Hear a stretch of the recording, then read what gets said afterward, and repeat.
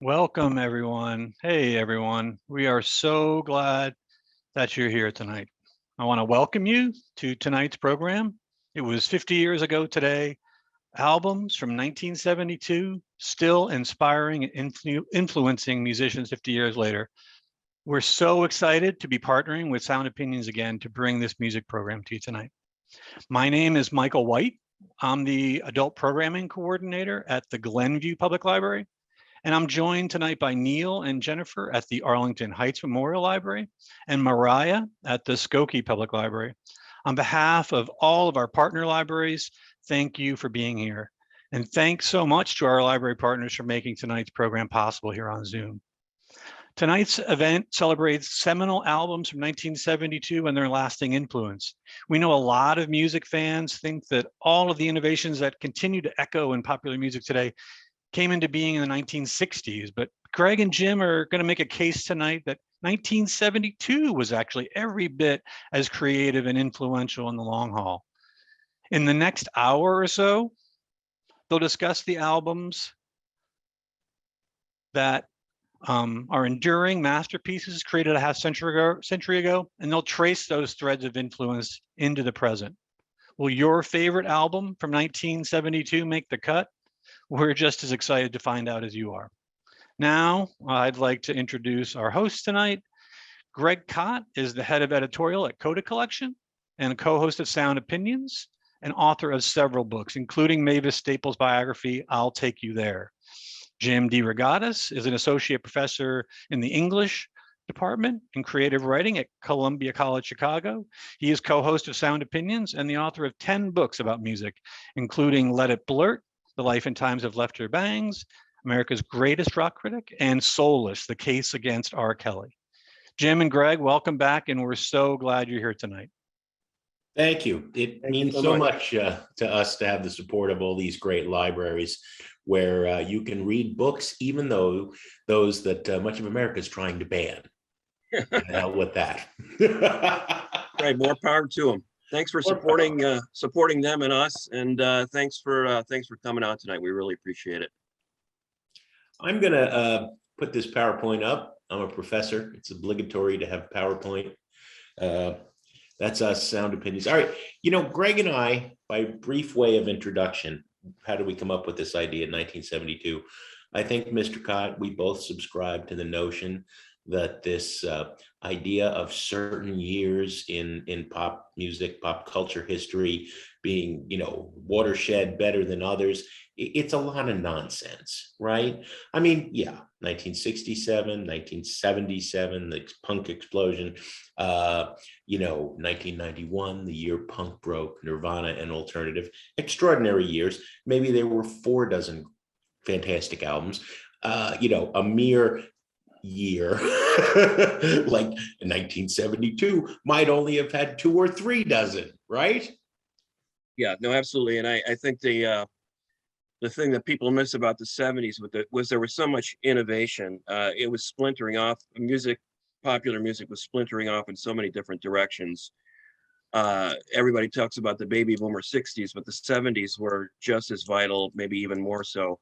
When you think about the genres that were essentially created in the 70s, you're looking at glam, you're looking at funk, progressive rock, flourished, punk rock and post-punk, disco, much maligned, but I think an incredibly valuable and important innovation. We should do a whole show on disco. We have done a whole show disco and Sound Opinion, but the point being that the 70s were an incredibly vital decade. In 1972, I can tell you, we were coming up with 10 albums that we think were essential from that particular year, and it was really difficult to narrow it down to 10. I can tell you that. Yeah, it sure was. We'll talk a little bit about that at the end before we take your questions. Greg's a little older than me. He's a baby boomer. I am on the very cusp of the baby boom and Generation X. My entire career as a critic and a music lover, I've resented the notion that if you weren't around in the 60s, or if you were 5 years old when Woodstock happened, as I was, you missed everything. That's one thing we want to debunk. Another is, even if, 67 was the summer of love and 68 was one of the darkest years in American history with the assassinations of RFK and MLK, 1972 was no prize winner. We had Nixon doing the only good thing of his presidential term, restoring relations with China. At the same time, he was hiring those 5 jamokes on the lower left to break into the Watergate complex, and we know where that ended up. We had incredible strife in Northern Ireland. We had strife in the Middle East, the slaughter of those Israeli Olympic athletes, the ongoing trauma of Vietnam, and the Godfather opened.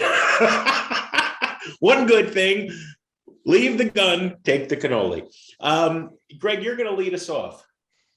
Yeah, I am. This album came out in 1972, and The Harder They Come, it's a soundtrack. We're actually going to be talking about a few movie soundtracks tonight as part of this discussion. And The Harder They Come is a soundtrack for a movie, obviously, The Harder They Come, directed by Perry Hensel, starring Jimmy Cliff, who was also a great reggae artist at the time. Nobody knew what reggae was in 1972, at least in the United States. It was more or less a Jamaican art form. A few reggae songs had broken through in the US, Israelites by Desmond Decker, Johnny Nash's I Can See Clearly Now, but it was really just kind of an oddity, more of a novelty in the United States. And then this record came out and introduced people not only to Jimmy Cliff, but to a whole trove of incredible music. One of the criterion we used for picking these albums, these particular records from that year, is that the music still holds up today. 50 years later, it's still meaningful. It still sounds great. In many cases, it sounds ahead of its time, to the point where in 2022, it sounds very rich and very contemporary.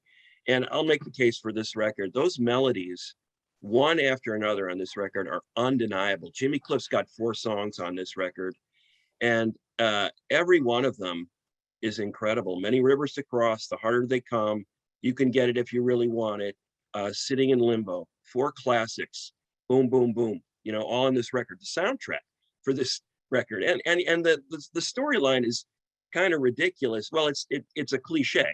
Country boy goes to the big city to get famous. City kicks the country boy's ass, right? I mean, it's a story old as time. But Cliff ends up, becoming a pop star despite these difficulties.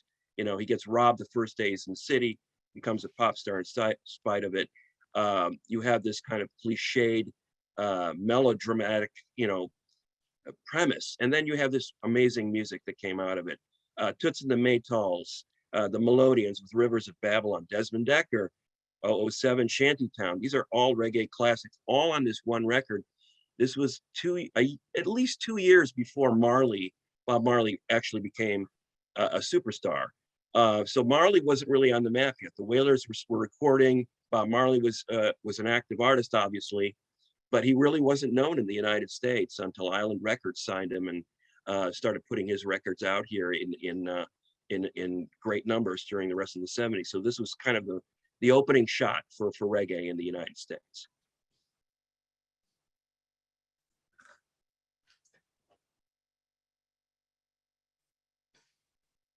And we got a little clip from the movie here.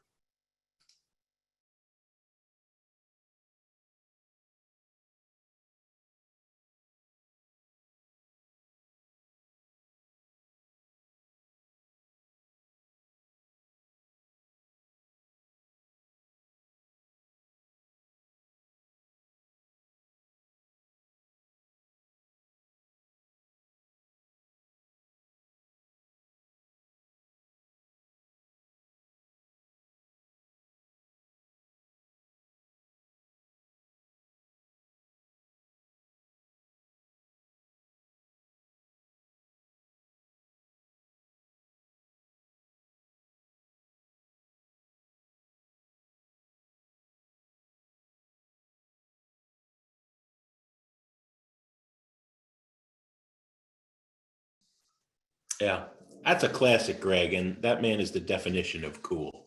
You look at the faces on those engineers; they know that they are capturing magic as he delivers that vocal track. Yeah, that's for sure. Jimmy Cliff, and still incredibly, we actually had him on the show. I don't know, it was a few years ago, Jim, Yeah, it multiple was a years while ago. ago. But he was great, and still the music holds up. That's for sure. Well, interestingly enough, I'm starting off with a soundtrack as well. The third studio album by Curtis Mayfield as a solo artist after the Impressions. Superfly, soundtrack to the Blaxploitation movie, July 72. Curtis is a giant and a major influence in so many ways. Let's start with the mundane. It was Jay-Z said, I'm not a businessman, I'm a businessman. Well, Curtis got there decades before, starting Curtom Records, releasing his music independently. He'd learned about the industry. He decided he was not going to play by its rules the best he could. On the other hand, a big payday in delivering the soundtrack album for a B movie. Let's face it. Superfly is, some people make the postmodern case that it wasn't about glorifying drug deals.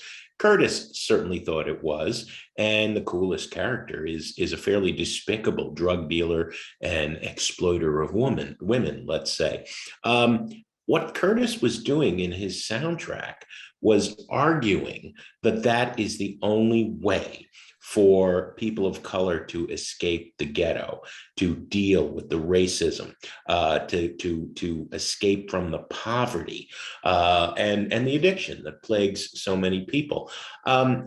His songs carry on a conversation with the images that you're seeing on screen throughout that movie. Spawned two massive hits. The first was Freddie's Dead, which is obviously mourning a central character in the movie. And the second was the one I'm going to play, the title track. Influential musically in so many ways. The way Curtis used rhythm, his falsetto vocals, his socially aware lyrics, the use of the percussion. I mean, listen to the bass throughout the song. And I don't think I have the part with the rototom percussion break, but I love that. Always had a percussionist as well as a drummer when he performed and recorded. And just listen to a few of the people that have since sampled Curtis Mayfield. This song in particular, the Beastie Boys, Notorious B.I.G., Nelly, and Christina Aguilera. When else would you see them agreeing on anything? And of course, Kanye West famously has sampled a couple of Curtis' greatest hooks. I just think he was a gentle giant and a huge inspiration. Here's a little of him.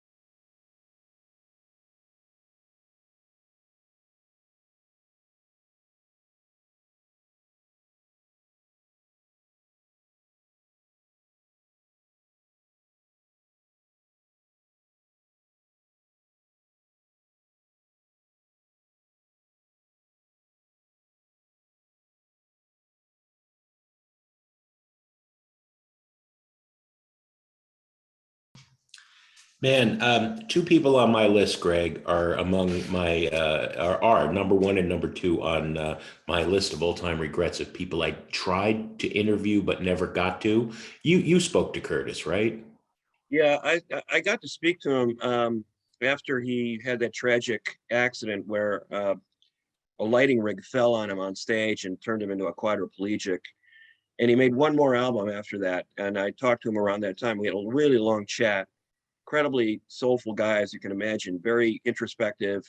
Yeah. No bitterness despite what happened to him. But that's the way he always was. I got to know Jerry Butler as they grew up as kids in Yeah. the projects in Chicago, and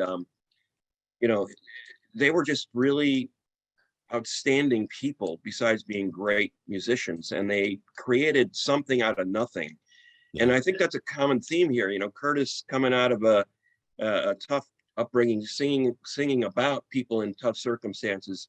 Same thing with Jimmy Cliff and The Harder They Fall. It was about struggle, minorities struggling to become something in a very cruel world. It was really empowering stories that are more relevant now than ever. Yeah, absolutely. Inspiring as well. The Reverend. Now, you cheated twice on this list.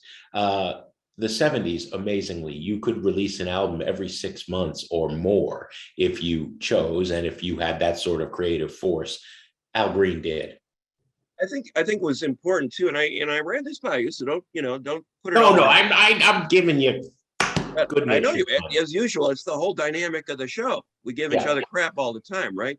Yeah. But the point being that it was such an. I wanted to focus on the fact that 1972 is, we think about Al Green and what an iconic figure he was, legendary figure. 1972 was the year that he really established himself. The records, these were his fifth and sixth records, and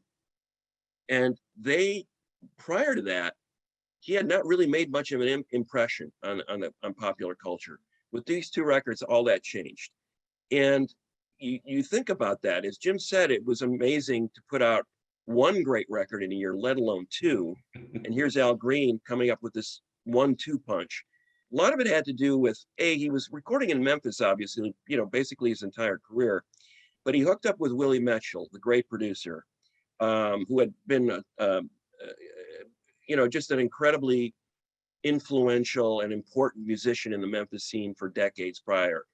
And then this rhythm section, Howard Grimes on drums, Al Jackson Jr. on drums, Leroy Hodges on bass, Charles Hodges on organ, Teenie Hodges on guitar, three brothers, plus two great drummers, and Howard Grimes and Al Jackson Jr.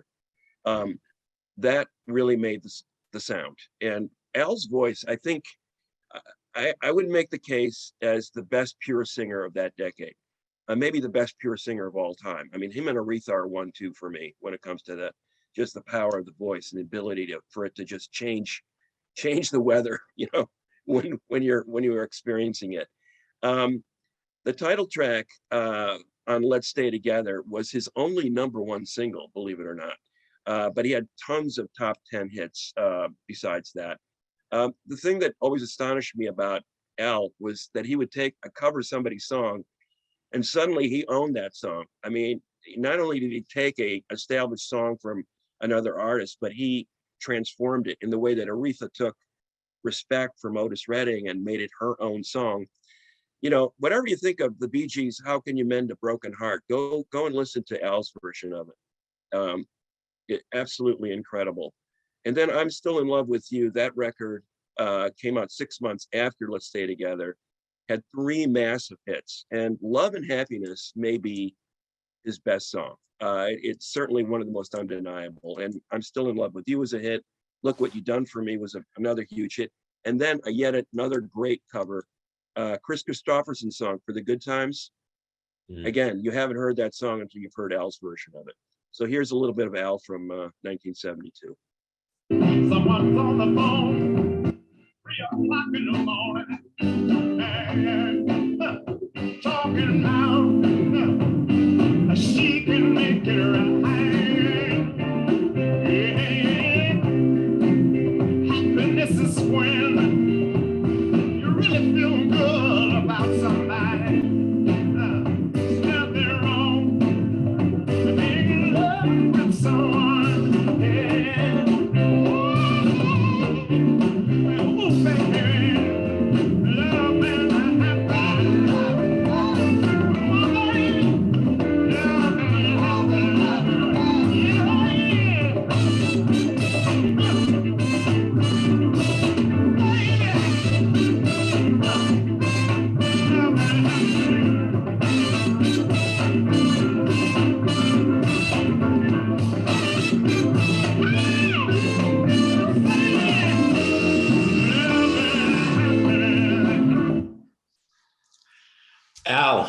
on Soul Train when I believe, Greg, it was still in Chicago. Jennifer had a comment. Do you know how much that peacock chair would be worth right now? I'll tell you a secret there, Jennifer. Not only did Mr. Cott once have an afro, almost as impressive as Al's on those two shots, I think he owns still that leather jacket on the right. That's you know, and I love that clip, the Soul Train clip, because he brought his band with him. You know, there was no like canned stuff there. It was just No, like, I'm bringing everybody. You know. I think it's probably only the horns were on tape. Yeah, Um, and the horns, by the way, need a shout out too, because that, you know, the Memphis Horns were the ones who were doing the records, yeah. and they were just legendary in the South. So I mean, not only the great singer, but what a great band he had.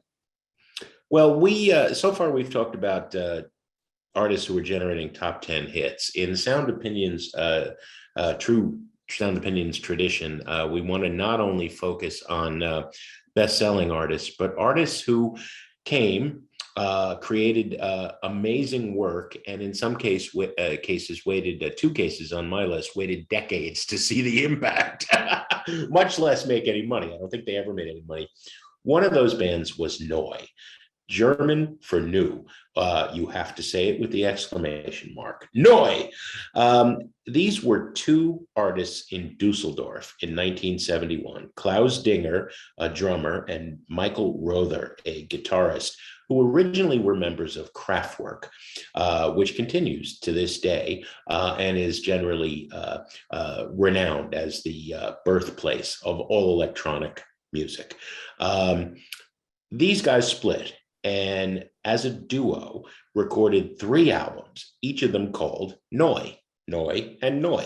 They each had almost identical covers. Only thing that was different was the color of the background and the color of the lettering.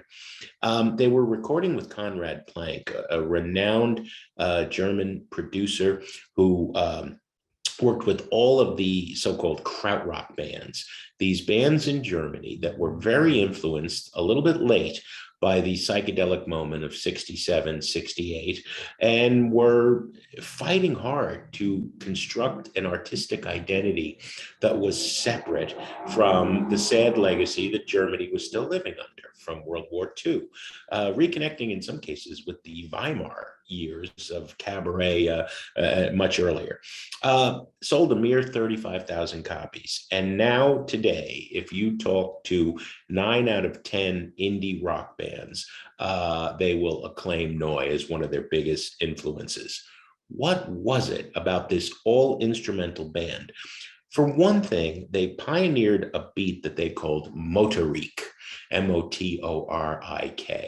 I've been to Germany. I've been on as a road manager on tour with bands in Germany. The amazing thing about the Autobahn is there is no speed limit. You want to go 120 and you've got the Mercedes to do it, you're welcome to. And everybody better get out of your way.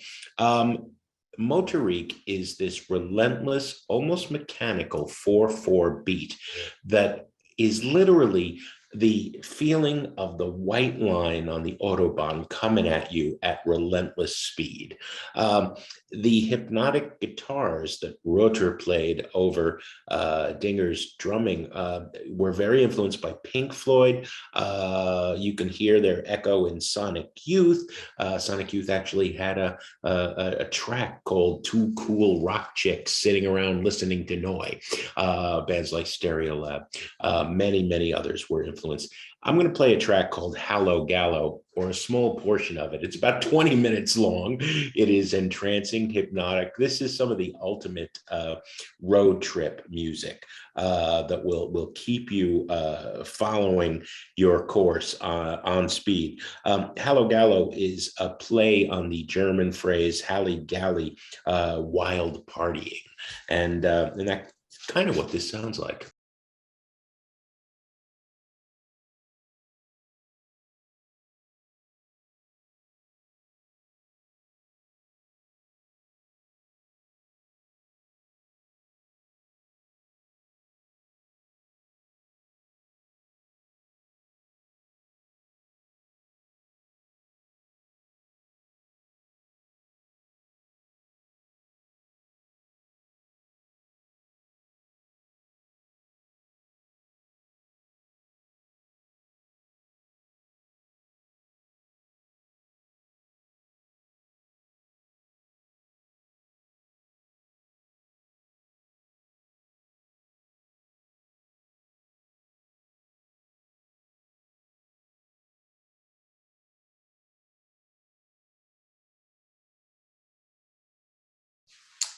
Yeah, John says he can totally hear the Stereo Lab. I had many long conversations with Stereo Lab about the joy of Noi, and Bill Pardue said watch the Connie Plank documentary. It really is amazing.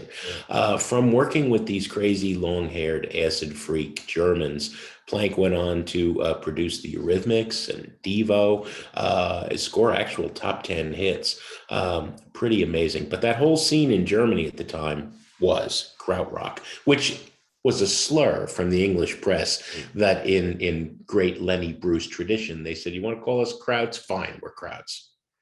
And the bad thing about that, the krautrock terminology, is that you assume that all the bands sound alike and that none of them sounded anywhere near the same. I mean, it was No, incredible. no. And I have to say that this music is not only good for the Autobahn.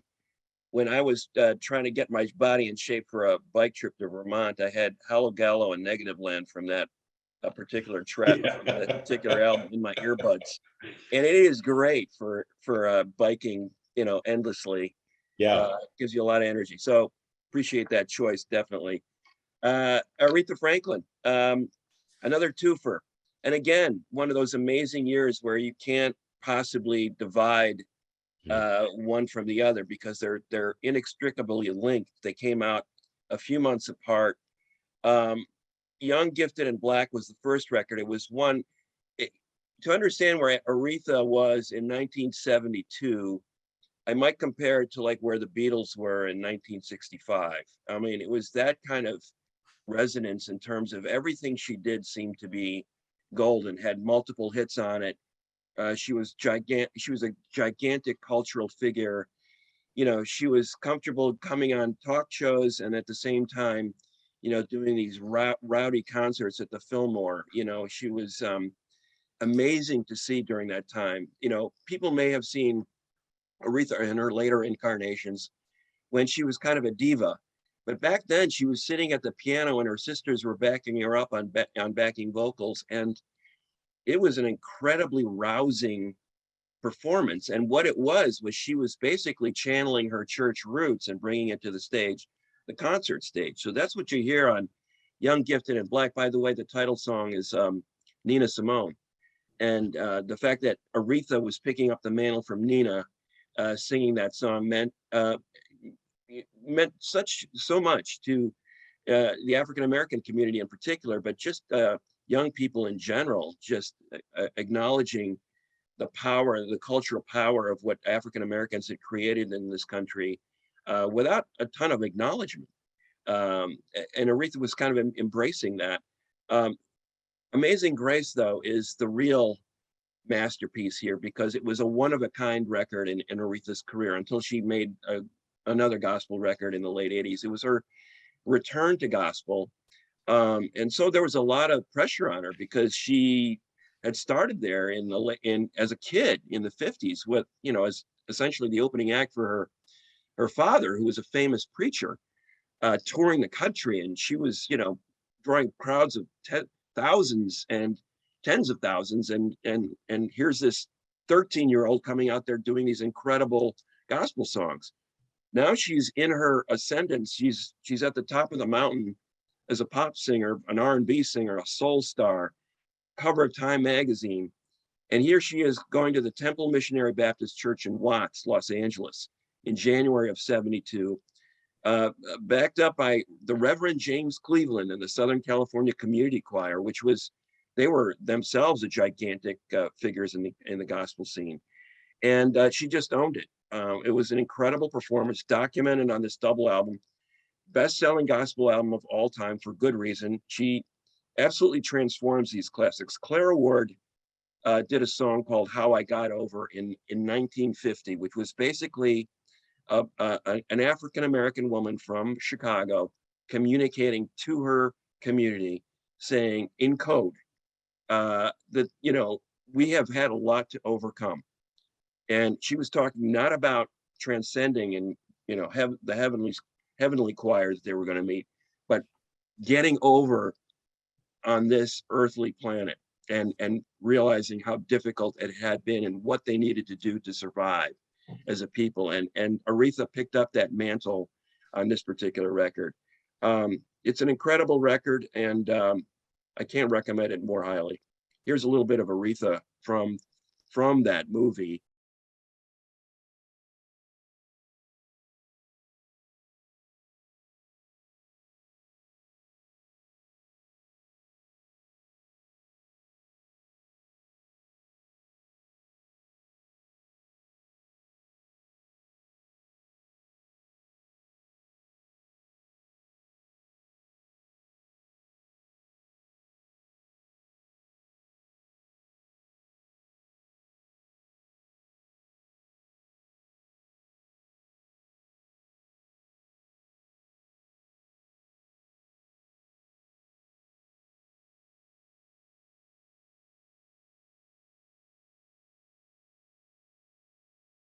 That's my kind of church service, Mr. Scott. So if you think of Amazing Grace as a double album, that's really three incredible albums that Aretha released in a 12-month span.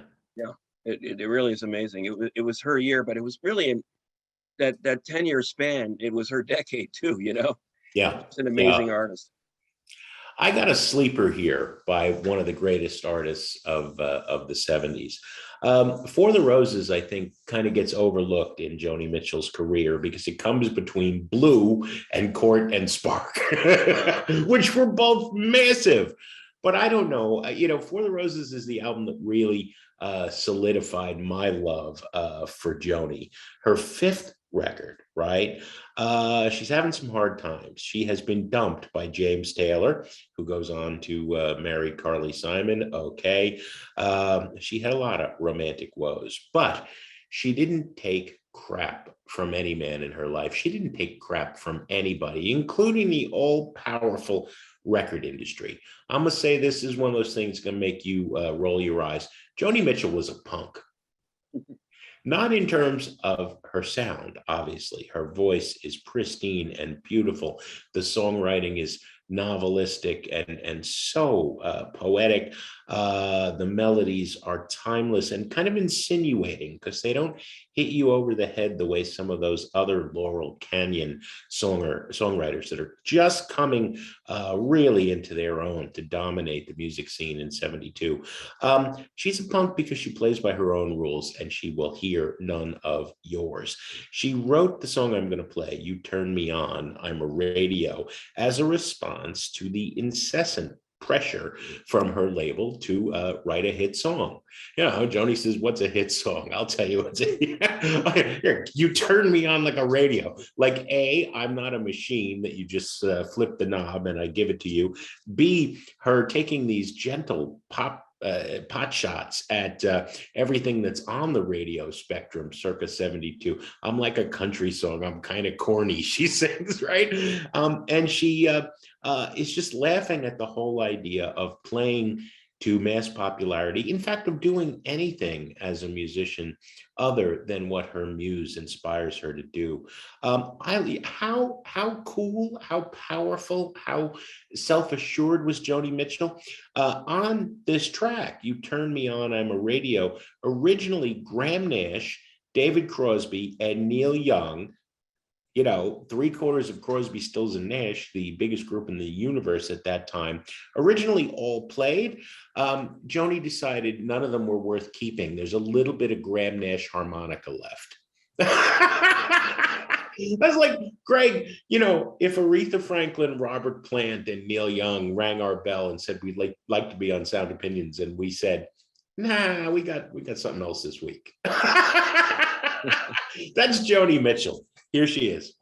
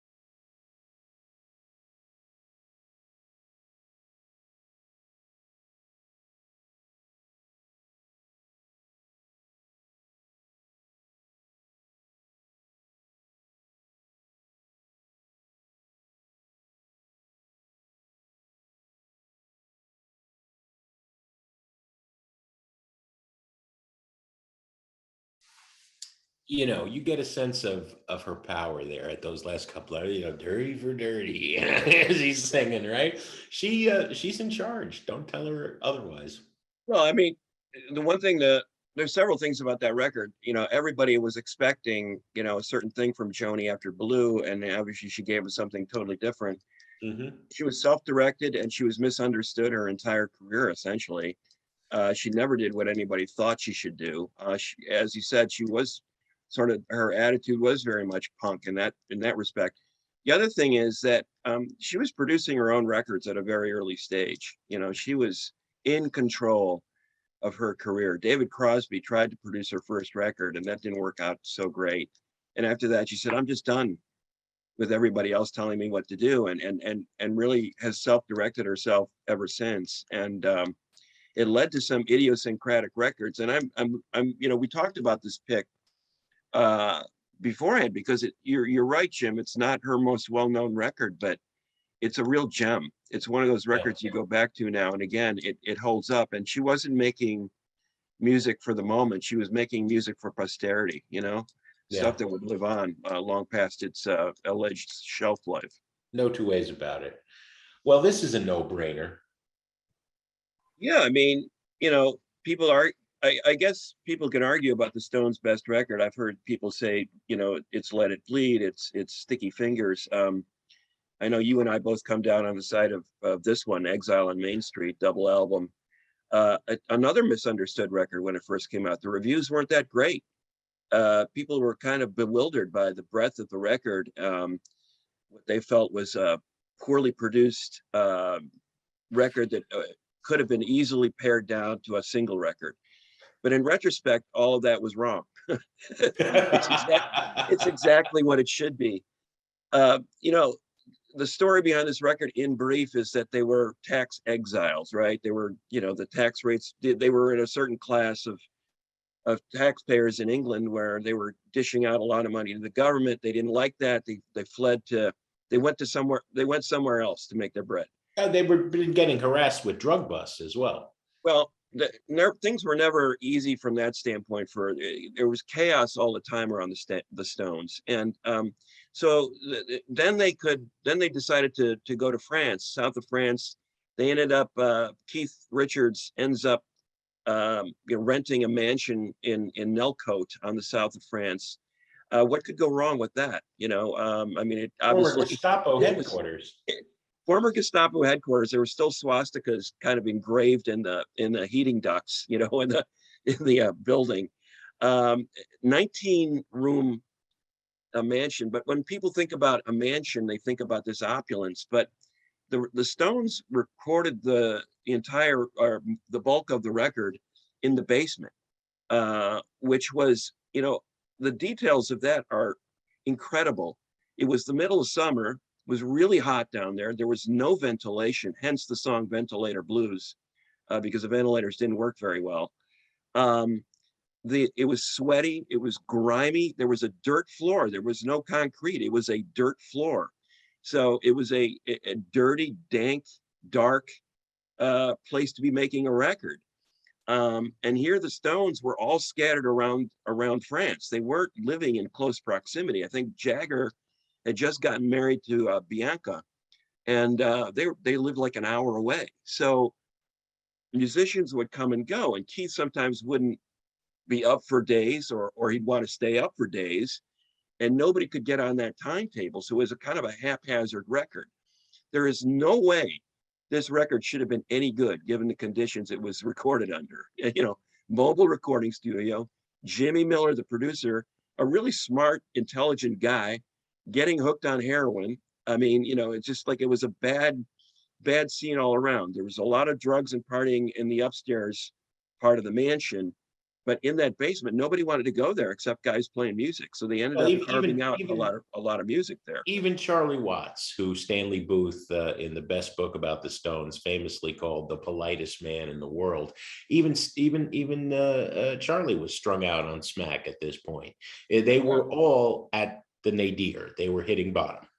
The cracks were definitely showing, and the band had always been sort of on this sort of outlaw vibe. Was very real.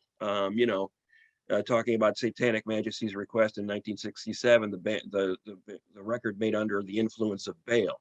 You know, it was just this constant struggle to stay on the straight and narrow. It was just impossible with people like Keith Richards. But people talk about this record as Keith's record because he's, you know, basically the sheriff. You know, we're recording when Keith's available, which is, you know, occasionally. But he came up with a ton of great songs, got a ton of great riffs. But Jagger doesn't get enough credit for, I think this is one of his finest series of vocal performances on a record. I would put Let It Loose right up there with the best of anything he recorded in his entire career. And the record itself is incredibly ambitious. The Stones going sort of beyond that blues template that they had started to establish for themselves in the 60s. And, you know, really touching on all the great music from the American South that they loved, early rock and roll, soul, R&B, gospel even. You know, if you think about Let It Loose, that's a gospel song. Yeah. And here's the final capstone to this. They go back to LA to finish up the record, right? It's kind of done in France. They get kicked out of it. Eventually they're persona non grata in France as well. So they abscond to LA. I don't know if any of you caught this, but in that Aretha clip we played a few minutes ago of the concert in the gospel concert in Los Angeles, Mick Jagger's there. He's watching. He recruits some of the gospel singers to appear on the Stones record. So he sort of gives it the finishing touch that makes it, I think, really an amazing record. The guts of the record recorded in that basement in France, and then the added, you know, sweetening added in LA. And it wasn't sweetening in the sense of making it super slick. It just made it cooler and fuller and more ambitious in terms of just the musical reach of the record. You know, it's still an amazing document of a band not only taking its roots, but then turning it into something its own.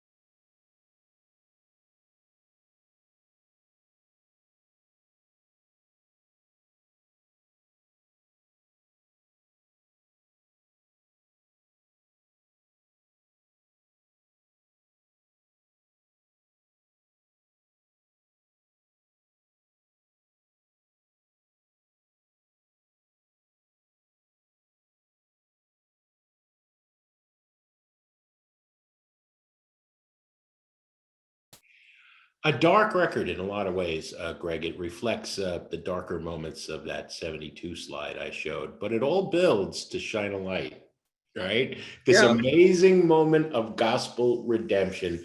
We will survive, we will endure, we will get through. Absolutely. I'm going obscure again. Big Star. Like Curtis Mayfield, Alex Chilton had a chart-topping, star-making career already in his teens as a member of the Box Tops. In 1971, back home in Memphis, the Box Tops having left him incredibly bitter about the music industry and the star-making machine, he formed a band called Big Star. The name is ironic. They would never become big stars in their time. It was optimistic and almost a little sneering, the name. Chris Bell, another talented, super talented songwriter, Jody Stevens, a drummer, and Andy Hummel on bass.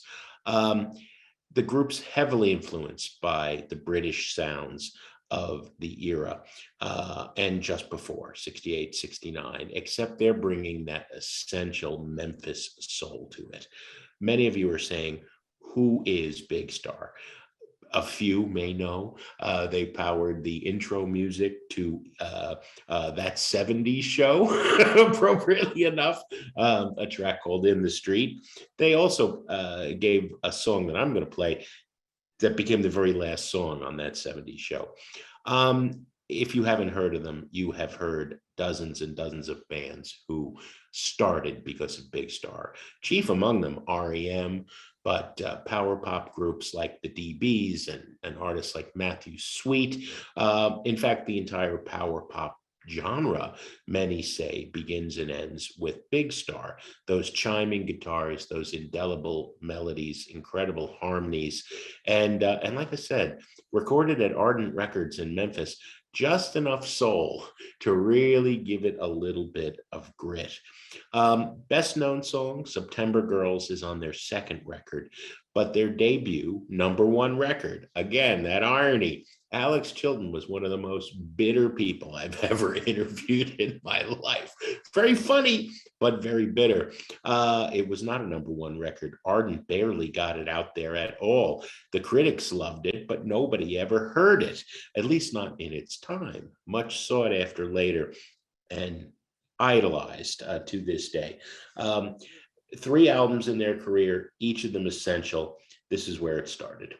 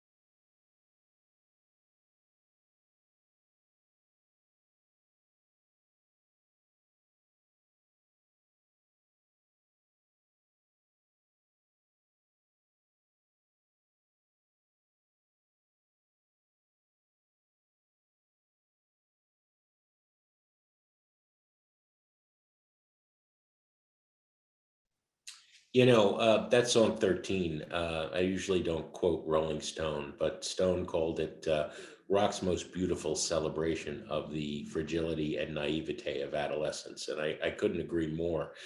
We could, in that sense, Greg, say that Big Star also started emo.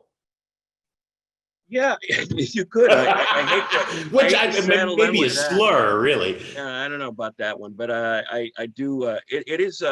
It is sort of a bittersweet record because you listen to it. It's the only Big Star record with Chris Bell on it, and a lot of people that I talked to said it was really Chris Bell's band.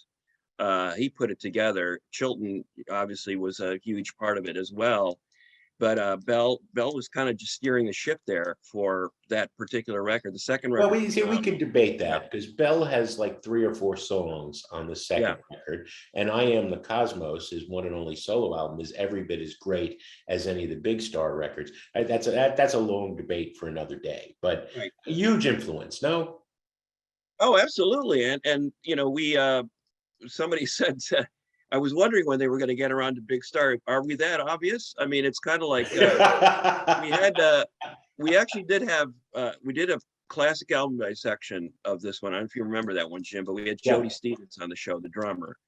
And it was a lot of fun. And that is an incredible record. It's still staggering to me how this didn't become a huge hit back then. It wasn't that out of the mainstream, I thought, in terms of Ardent didn't have the sort of money to bribe the radio stations as happened in American major labels. I mean, it was payola, it was lack of distribution, but the critics loved them. The shows we don't sell records. right. Your #1 pick. Well, I mean, it not just like my #1. I think we have a 10-way tie here because we're kind of we talked about these records ahead of time about how we were going to divvy them up. I think we all came to agreement that these are a good overview of that particular year. But this one in particular, we were just talking about the music industry. This is sort of a commentary on the music industry in a way. The rise and fall of Ziggy Stardust and the Spiders from Mars, made by a guy who couldn't get arrested for 10 years. He was mucking around the London scene. It passed him by. Nobody cared. Space Oddity was kind of a hit.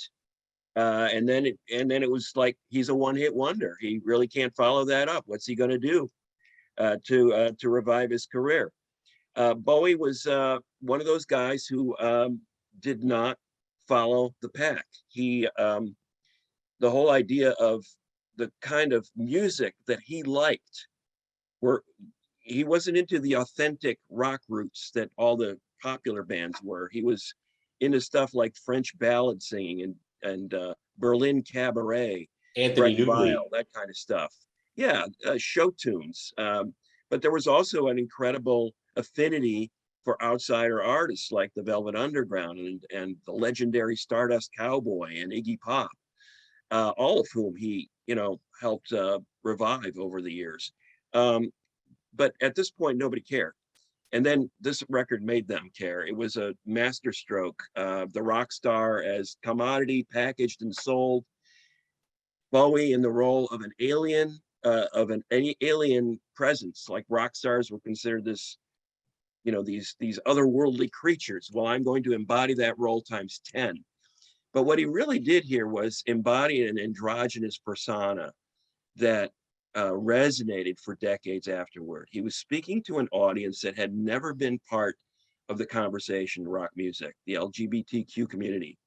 And this record really spoke loud and clear to them. I've talked to a lot of people in England to see the Ziggy Stardust character on Top of the Pops was a revelation to them. It was just like, wow, it's okay to be yourself. And that is the most powerful message here, is that you can be whoever you are, no matter how strange or alien anyone else might think it is.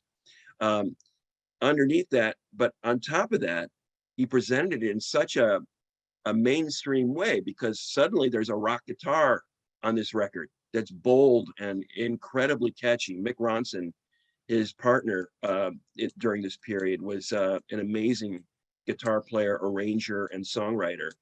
And the record wouldn't have been what it was without Ronson's influence.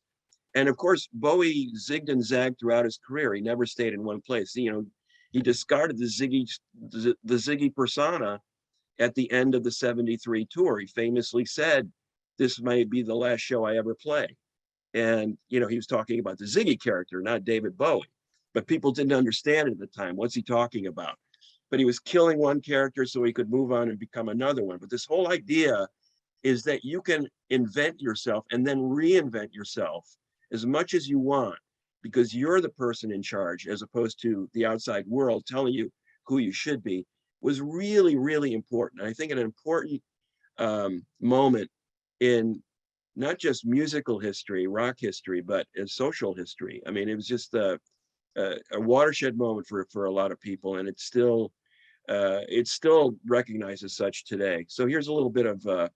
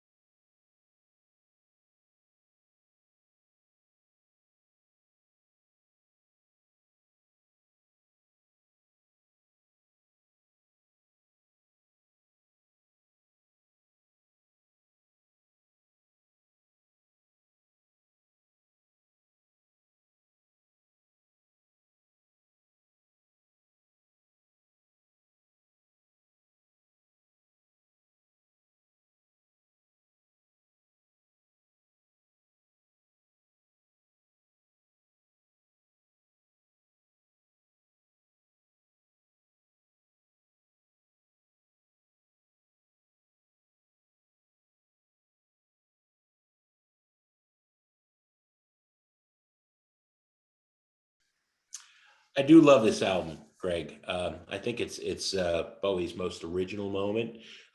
This and the 3 Berlin albums, and otherwise you and I have been fighting forever about. I've always called Bowie a B-list artist. He took the ideas of others and he popularized them more than he innovated, except here, except in Berlin. You're so wrong. Yeah, well, you say that. He's an A-list artist, probably one of the 5 most influential artists of all time. Other than that, we're pretty much Yeah. there's no intersection there. But Well, in 72 alone. Think about it. Yeah. Also produced Transformer by Lou Reed, and also gave Lou all the Reed, one of Lou interviews Reed's to Mott first the Hoople. records. Yeah. So I mean, it was a pretty amazing year for Bowie all around. All right. Neil Young, #1 best-selling album of 1972. And he kind of discounts it. It's the 4th studio album of his career. He is falling in love with a young woman from Barrington, Illinois. Carrie Snodgrass, an actress. She went to Maine East High School out in Park Ridge, went to DePaul University downtown, right? He's smitten. And many of the songs on Harvest, one of Neil's mellowest albums, folkiest, countryest. He gets James Taylor and Linda Ronstadt to sing backing vocals on Heart of Gold, which is a #1 hit. And like I said, the album's the best selling of the year. How did Neil, who was as punk rock as Joni Mitchell, react to that? Famously in the liner notes of Decade, his indispensable 3-album best of hit, best of collection that only goes up to just before the period of Rust Never Sleeps. He said, Heart of Gold put me in the middle of the road. Traveling there soon became a bore, so I headed for the ditch. A rougher ride, but I saw more interesting people there. Another artist who followed his own muse, who no matter sometimes to ill effect, making synthesizer records or bad blues records, but Neil goes where Neil wants to go. And I think Heart of Gold as a #1 hit and as kind of the one Neil Young song everybody knows if they don't know and care about Neil Young. I think it gets a bad rap because if you listen to it with fresh ears or if you see him perform it live, as I've done a number of times, it's there's a reason that song was so damn popular.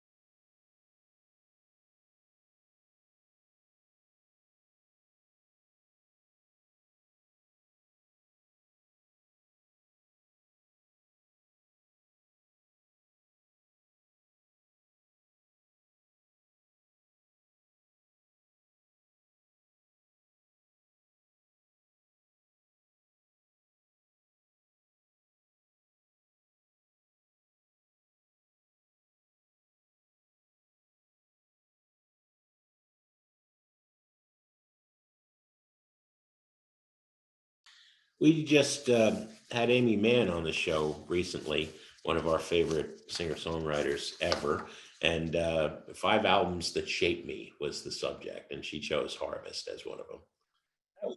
And we had a great discussion with her about that record. A Man Needs a Maid, right? Yeah, what a weird. Okay, Amy, what do you make of that? I don't want to spoil it for anybody. It was an interesting discussion. Yeah, go to the back catalog, soundopinions.org, and listen to what Amy loved it. All right, so we could obviously have done this forever. Allman Brothers Eat a Peach, Lou Reed, Transformer. See, I don't think it's one of his best because Walk on the Wild Side is just dumbing down the brilliant things he'd done, like Candy Says with the Velvets. But the birth of heavy metal, Deep Purple, Machine Head, Simon's debut album, solo artist, Can, another of those great krautrock bands. You said prog rock. Genesis is just starting out, but Yes is at its best with Close to the Edge. T-Rex, which I will take as glam rock for everything except Bowie's Ziggy, and Roxy Music. We love that, but it was killing both of us not to find space on the list for Roxy's debut. Well, I agree, and I just reprised a piece that I wrote about that debut record a few years ago, and it's I don't know, one of the anniversaries. It's an amazing. All those records up on the screen right now are incredible. I disagree with you about Transformer. I initially didn't like it as much as some of Lurie's other solo records. But you know, that bass line, Herbie Flowers' bass line on Walk on the Wild Side. I mean, we wouldn't get Tribe Called Quest. Can I Kick It, man? You know, No, but the sneering it's so amazing. the sneering disdain for the transsexual Candy Darling in Walk on the Wild Side versus the sheer heartbreaking beauty of Candy Says on Velvet Thread. That's for another day. Do you think it was disdain? Do you think it was disdain? I don't know. I don't know. Even when she was given good head, yeah, I think it was pretty offensive. Well, it's offensive, but I'm not saying disdain for the person. You know, was that line was offensive, maybe. Well, yeah, I don't think you sing that way about somebody that you admire or respect. But that's me. That's me. If you like us, I will remind you that 2 years ago, actually, pretty much to the day, WBEZ stopped paying for Sound Opinions, and that meant Greg and Jim had to start paying. And we've made it, huh? I mean, Alex and Andrew are still with us. We have 2 full-time producers. We're on 150 radio stations. People seem to not despise us, or they love to hate us. Either one, it's fine. It's just that the onus financially is all on us. So we do appreciate our Patreon supporters. That's for sure. We're going to take some input, right? From yeah, now's the fun part. Yeah. Yeah. Mariah is ready. All right, I am ready. Fun on the chat, and it seems like everybody's been having fun on the chat. Yeah, so many folks to be here, Mariah. I know.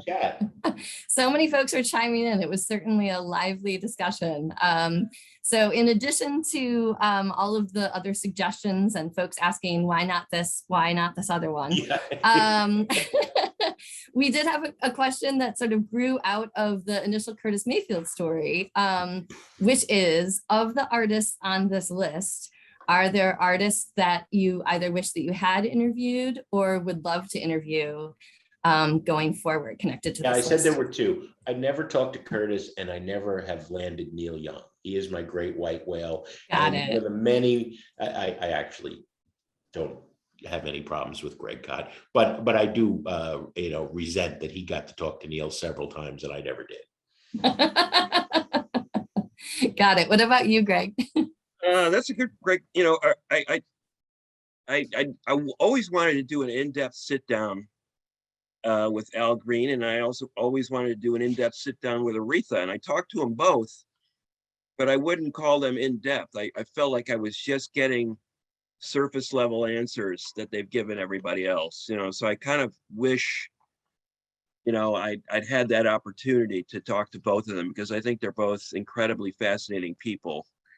And somebody had mentioned, I should mention in this context, that seeing Al perform is second to none, but seeing his church service, you know, in Memphis on Sundays, it's like a 3-hour spectacle. He's a reverend now, right? He's a preacher. Yeah. I am so envious of the person in the chat who was mentioning that they had gotten to go to his service. I have seen that, and that was almost as good as any interview could have been. It told you everything you needed to know about Al Green in some ways. I never had an in-depth chat with Aretha either, but I saw her at the House of Blues, and I was in the press box, and they seated the Reverend Jesse Jackson next to me, and she kept blowing kisses up at well, actually they were at him, but I was right next to him, so I'll claim it. There had to be a few stray kisses that made that, right? That was a weird evening, yeah. Oh, that sounds fantastic. Katie in the chat actually just asked, what about interviewing Bob Dylan? So I have to ask. I mean, I've never gotten Dylan. Yeah. All right. I interviewed him a couple times, and again, it was a similar, you know, he gave a few really fascinating answers, and then it was just, you know, kind of guarded. Sometimes it takes some time to penetrate the shield, you know, with certain artists. With Neil, it was awkward at first, and then it became better and better every time. He really, the last time we talked, actually, we had a great chat, and Elliot Roberts, his manager, was still alive, and it was like a really was an interesting time, interesting moment, because Elliot was dead the next year. And that was a sad moment. But Neil actually just called me about a few weeks ago and said, Way to brag. Neil just called me. No, and we talked about his record, but he wanted to talk about Elliot because he knew that I knew him, you know, and it was an interesting back and forth. So anyway, I think, you know, Mariah, the access that music writers, Lester Bangs and Cameron Crowe, Nick Tasha's had in '72, they traveled with, they lived with these artists. And you see that in Almost Famous. Cameron Crowe, the director and writer for Rolling Stone at the time, you know, made that autobiographical film. He had met Lester Bangs and started his career in 1972. And by the time I met Lester and wrote my book about Lester many years later, but I met him in 1982, I think the whole world had changed. It had become a world of publicity machines and artists no longer seeing writers as peers. And that's a shame. Even the artists who knew better, like a Neil Young, you know, getting access to them and spending the kind of quality time, because 20 minutes in a hotel room, you know, is not enough to write the Wilco biography, to write the Flaming Lips biography, this sort of thing. It's the exception, though, those artists today that grant that kind of time. That makes a lot of sense. Absolutely. When you're looking at someone as a peer, as opposed to sort of outside the circle. Yeah. We had a question from Jim in the chat talking about local artists, and they were asking about, and I don't know if he's thinking local to Chicago or local to any region, but he was asking if any local artists from 1972 who made it nationally, or any who you think should have and never did. 72 is very specific, so we can broaden it a little bit. Yeah. If you're talking about Chicago-based artists, I mean, the biggest band in the area was probably Chicago, formerly known as Chicago Transit Authority, and they were still making good records. Although Jim doesn't think they made any good records, but and they left Chicago as soon as they could. Their records, though, records on the wall at Demon Dogs. When their guitarist Terry Kath was still alive, they were making pretty strong records. And my cousin actually went to school with some of those guys. So they were kind of around in terms of their people understanding who they were, that they were local guys and they were a national act. But I don't think the scene got really interesting in Chicago until late 70s again. And in terms of national recognition, I can think of a band from Zion, which nobody would consider Chicago, but that's where Shoes is from. And they were incredibly important band because they started they're part of that whole home recording revolution. And Cheap Trick might as well have been a Chicago band for as many times as they played in this city, not to mention every venue that could have them, including a bowling alley in Wisconsin where I saw them once. They literally would take any gig that was offered them, and they struggled for a long time. Not struggled, they were happy to play 6,000 gigs a year, but at the time they didn't have a recording contract for a number of years, and then finally got signed. But they were everybody kind of knew that they were a really good band. Yeah, just waiting for an opportunity. You know, in a lot of ways, peers and fellow innovators in power pop with Big Star, Greg. Except, of course, Budokan gives them the #1 record that Chilton never had. People are bemoaning our lack of Nick Drake and Pink Moon. We are both huge fans of Nick Drake, and I love that record in particular. We could have done 20. 30. Yeah, I saw a couple of folks asking what about Nick Drake. No, Nick Drake.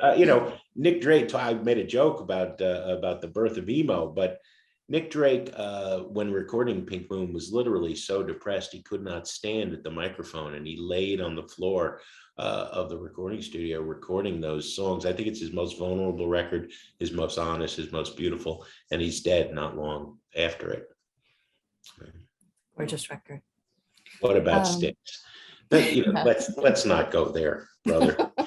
Brother Sheldon. We're talking about good bands. Well, let's go back. Let's go back to an earlier question here. We had from John who asked, what technologies do you think most changed music in the 70s? And of course, you mentioned drum machines in the early 80s, but can you think of particular technologies that really informed? Yeah, we've left the prog off the list just because of time.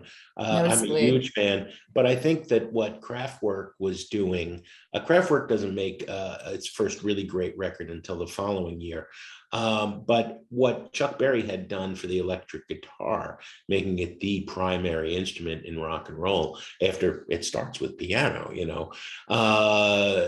Kraftwerk did with the analog synthesizer, and the ramifications of that are heard, in a zillion bands today with the entire electronic scene, as well as the art rock scene. But I think that these new machines, which were just going from the point of being the size of 3 restaurant refrigerators. You ever see Keith Emerson on stage with the Moog towers over him? It's a huge piece of equipment to suddenly being relatively portable. I mean, that changes everything. And there is a fair amount of analog synth on some of these records we were talking about. That's a big one. Multi-track recording. Let's not forget the Beatles were working on 4 tracks. And now suddenly by 72, you've got the infamous excess of like Fleetwood Mac and 24 and then 32 track. And, everybody doing so much blow and then passing out under the recording console. We've got that coming in. Well, don't forget too, when you're talking about synthesizers, Stevie Wonder, I think, was the real innovator. He began using that polyphonic synthesizer in 71, and a lot of people talk about that 5-album run that started with Music of My Mind. It was that the polyphonic synth was right at the core of that. So the whole sound of one of the most legendary artists of all time was really transformed by technology.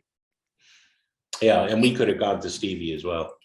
I was just going to say, speaking of Stevie Wonder, so in coming up with this list, what was your process in terms of elimination? Did it look like a tournament, or did you did you arm wrestle? Was it a discussion? It sounds like between the two of you kind of divvied up a few of the albums. Well, sometimes, and sometimes it's there's a key record, but it came out in 73, or 71, and I mean that helps, to narrow it, and I mean we wanted to sample a range of artists, people of color and women.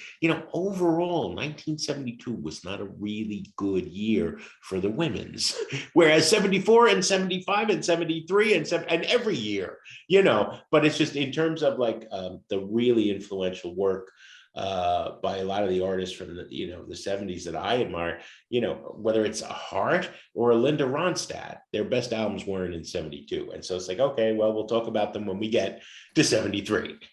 Right. That makes absolute sense. Related to that, Bill in the chat is asking, besides Noi, who were the real outsiders and experimenters that didn't make that list, but might be honorable mentions? Well, all of the krautrock bands. I mean, all those are huge bands for us. I just remember what it felt like to find that Noi record, because a lot of that stuff wasn't even available. You couldn't even buy it like in the 80s. It had just disappeared because nobody really bought it or thought much of it in the United States, except for other musicians, and critics. And now people are still talking about those bands as incredibly influential. That's the thing that's so gratifying to see. And I hope those bands finally saw some recompense for that stuff. But, I'm looking at just like a list, like I didn't even mention my all-time favorite from that era. I wrote a book about her, Mavis Staples. The Staples Singers had probably their best record. Be Altitude, Respect Yourself was on that record. I'll Take You There was on that record. It was a landmark record. Toots and the Maytals were making incredible records during that time. Creedence still made a great record that year. Just looking through and Roxy Music. I mean, Roxy Yeah. Music is such a pastiche of so many things that are happening. You know, in some ways you have the progressive rock of Yes or Genesis, or somebody mentioned Jethro Tull earlier, that kind of complexity. You have 50s rockabilly, you have avant jazz, you have Eno with the cutting edge of Stockhausen and electronic experimentation. You have Brian Ferry, who has just come out of a James Bond movie, complete with the bow tie on the tux, just undone, you know, doing this kind of crooner thing. And I mean, it's really the first postmodern band where they are taking pop art concepts, throwing it all together in this blender and rewriting all of the rules. You know, we could do 4 hours easy just on Roxy's first album. Mm-hmm. Yeah. There's a it's lot in it's there for incredible. sure. Yeah. And in fact, I would say with Roxy, their first 5 albums are all absolutely essential. I mean, Yeah. they had as good a run as any band during that entire decade. And it's really, they're just totally unsung. I feel like, I mean, people know, you know, I'm sure a lot of our crowd here tonight knows them and it's gone to see Brian Ferry, for example, Yeah. a bunch of times. But man, you talk to the average person and they know maybe one song if they're lucky. I mean, it's just there's so much more important than that. Absolutely. Agreed. So let's see. In terms of defining influential, you talked a little bit about sort of the process and trying to get a good wide variety of representation of genres and that sort of thing. But how did you initially think of just the idea of influential on bands, influential on pop culture, influential on, I mean, that can mean a few different things. It never has to do with sales, Mariah. Yeah. You know, Yeah. it has to do with over the course of 6 months of interviewing young up and coming bands on their first and second album for Sound Opinions, or running into them in the clubs when they say, have you ever heard of this band Noi? Have you ever, you know, we discovered the Big Star Records and decided we had to go to the basement and form a band, right? I mean, I think that is the single biggest defining element of influential. When people, young people hear this record and decide, I'm going to the basement, I'm going to start a band, I'm going to sing like Nick Drake or Ziggy Stardust or whoever, or I'm going to sample, or Right. I so love the sounds Brian Eno brought to Roxy Music, I'm going to try to make an album like that. I mean, you know, used to be you could buy those synthesizers from 72 for like $150 in the back of the music store where nobody wanted them, and now they're like $5,000 on eBay, you know, if you can find one, because they had a magic that digital doesn't have. You could twist a knob and get some amazing sound that you would never get again, so you better record right now. Yeah, you know, it's interesting. What you said is right on, in that, you know, young musicians, for example, get excited about a record that was made in 1972. Well, why is that? It's because it's still speaking to a 20-year-old today who wasn't even born when that record came out. What is it about that record that makes it still resonate today? I mean, I don't know about you guys, but I go back to listen to a record that I really, really loved at one time in my life. And I put it on and I go, man, what was I thinking? It was just like, it doesn't hold up. It's not the same. You got to be a certain age and a certain place in your life. And man, it's the world to you. And now, you know, decades later, you're like, what the hell? What was that? Right. We reject to the core of our being that notion that you really had to be there. I mean, great art transcends time. And what, you know, I'll never forget the first time I played the Velvet Underground for my daughter, you know, at 14 or something. It scared the hell out of her, which is great, you know, and she wasn't hearing what I heard, and I wasn't hearing in 1980 what people heard when the Velvet's records came out. That's one thing. But the person who asked about Styx again, Greg, have you ever, of the thousands of musicians we've interviewed, have you ever talked to somebody who said, I formed my band because I wanted to be like Styx? I've never heard that once. Never. And I don't believe I ever will. You know, whereas Curtis Mayfield, I mean, you know, when I'm teaching at Columbia and we do Chicago Soul, and I have 36, you know, 18-year-old students coming up to me wanting to talk more about Curtis, I've never had, I play them a little sticks. I've never had anybody want to talk more about Dennis DeYoung. Never. So true. So true. That's probably fair. That's probably fair. I've never had anyone, just be a raging fan of, that either. And it does make sense that really what you're talking about in terms of influence is sort of like the genealogy, right? And the sort of the influence on people who are continuing to create music, who are discovering things. Jennifer had mentioned in the chat, of course, like the recent uptick in interest in Kate Bush, the fact that a lot of people weren't even aware of her work, right? And I think of when Missy Elliott like came back onto folks' radar and folks are thinking like, oh, who's this new person? And so, there are a variety of things that, Jennifer says Styx has its place at karaoke, which also fair. Well, and South Park and karaoke, and that's about it. So that absolutely makes sense. Do you think that 1972, do you think that there were particular influences or themes that you can think of that cut across some of these albums that were specific to 72 that you wouldn't have necessarily thought of or heard in 71 or 73? I mean, we all know that albums get recorded whenever and then they're released in a particular year, right? So, but was there something that you listened to or that you selected that was like felt very 72 specific? And mind you, I was 8 years old. Sure. But I think in retrospect, when I'm looking at 72, I hear the roots of the cynicism finally spreading throughout popular culture.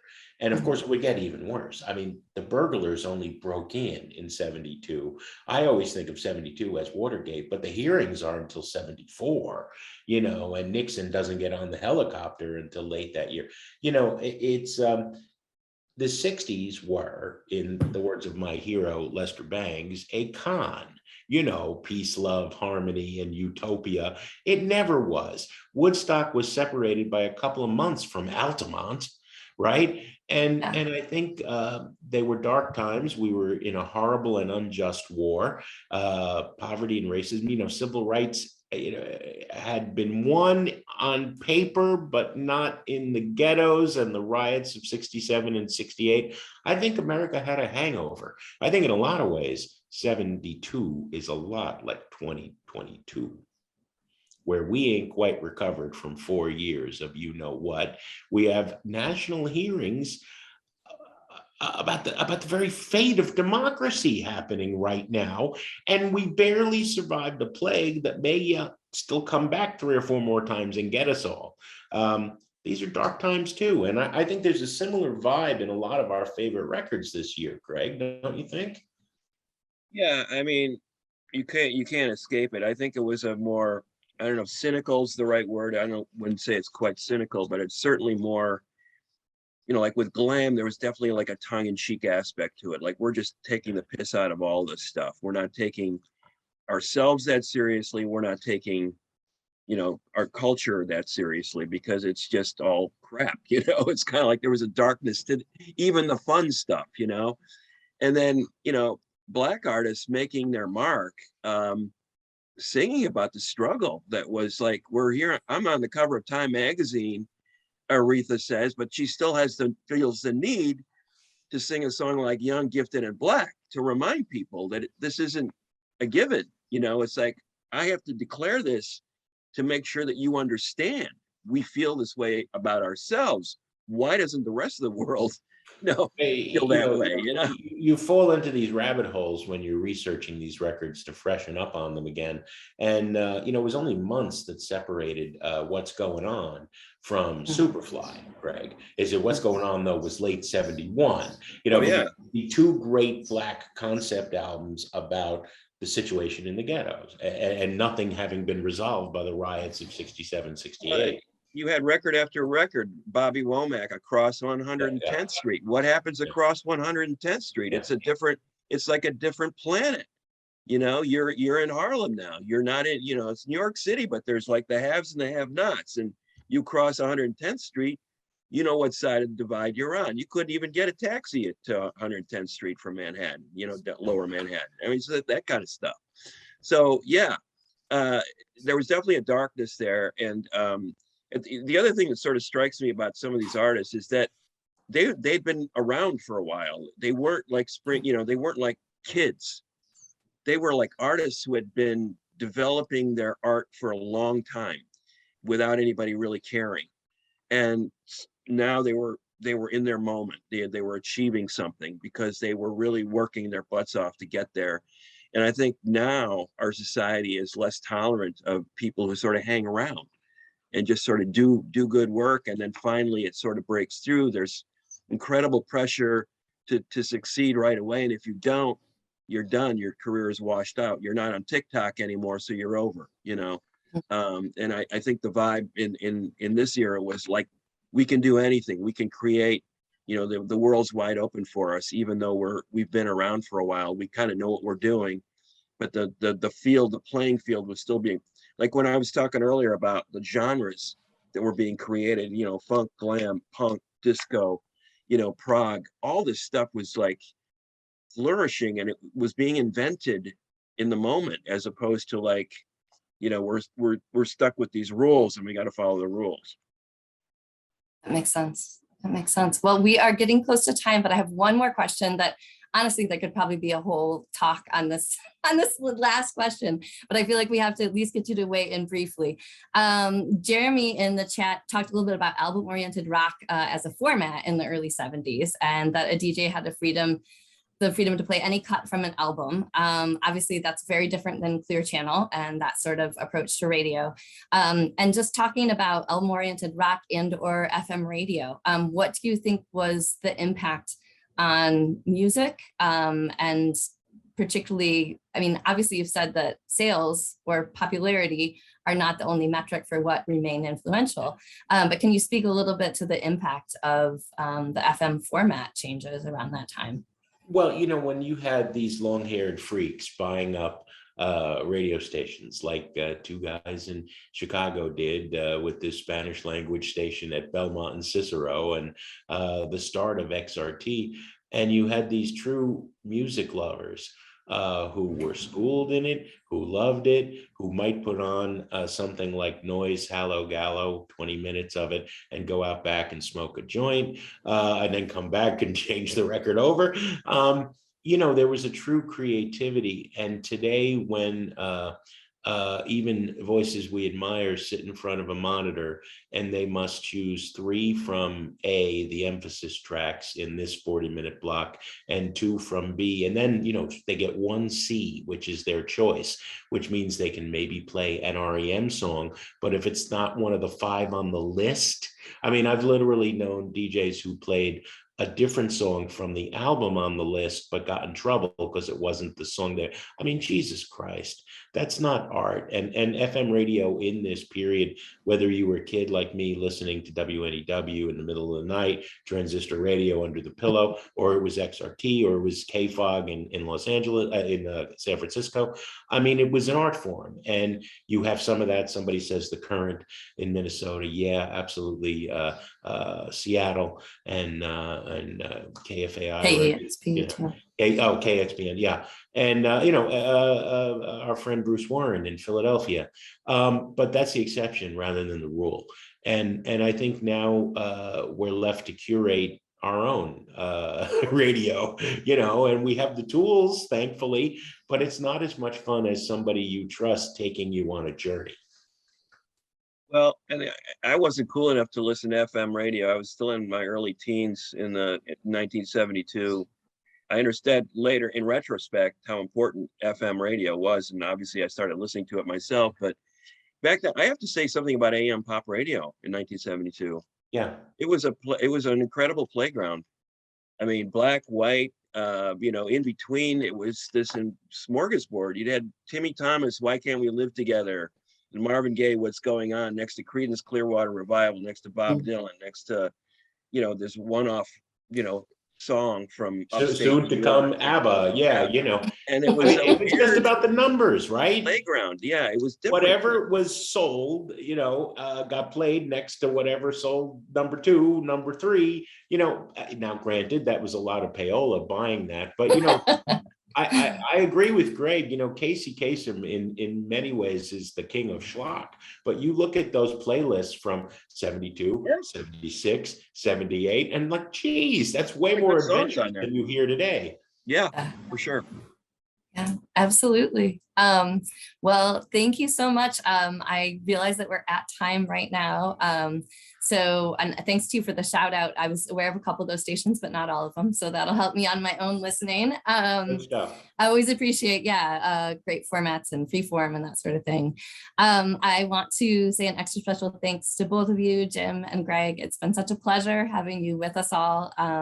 And thanks to everyone who has attended tonight. This has been really fun. It's so good to gather together, even if it's via Zoom, but to get a bunch of music lovers in the same place. And this has really been a delight. So thanks to the 18 different libraries too that is chipped extraordinary. in and all came together. We can't express how much we appreciate what all of you do in your temples of learning and wisdom and reading. You know, I mean, I've always said, people say, well, did your book sell, or how do you feel? And I was like, I don't care if 100 people come and check it out at the library. I am so thrilled that you have it there for them to read. Absolutely. And it blew us away to see all these libraries being involved in putting this together. We got to thank Jennifer too for amazing job of organizing, and Mariah, thanks for the great questions, and for everybody out there, Zoomers, thanks for hanging with us for 90 minutes. I'm the volume of questions and commentary is just overwhelming, and I really appreciate that just level of participation. So absolutely. And as you said, special thanks to Jennifer, to Neil, and to Michael, in terms of getting everything together and making actually both Michaels, in terms of making everything everything ran smoothly. Really a delight. Thanks so much to everyone. Have a good night. And take care. Keep on trucking, as they would have said in 72. Perfect. All right. Have a great night, everyone. Take care. Thank you.